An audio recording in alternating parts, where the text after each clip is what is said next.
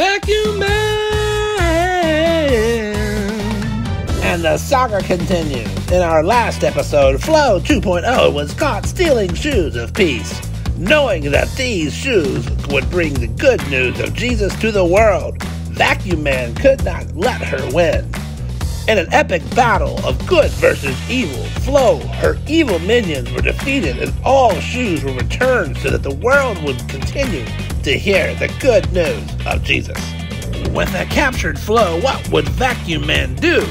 He had learned the fruits of the Spirit, where God calls us to show love, patience, kindness, and gentleness. But did he have to show these to Flo, or just people who deserve it? Then Vacuum Man remembered no one is truly good, and no one deserves any of this. But God is gracious and merciful and wants us to share his fruit with everyone. Vacuum Man would have to seek God's help as he worked with Flo. Flo needed to know that Jesus loved her and had died for her. She needed to know that he rose again and wants to have a relationship with her. She needed to hear the love of God and this message of God's faithfulness.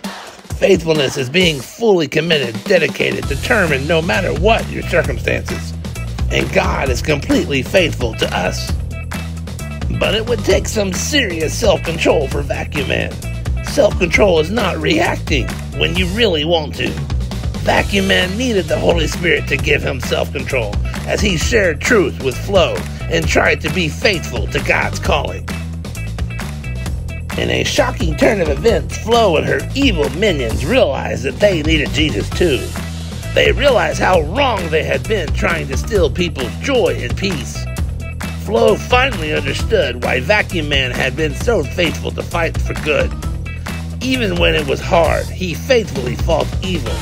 Now she saw him use patience and gentleness as he taught her what God really wants from us.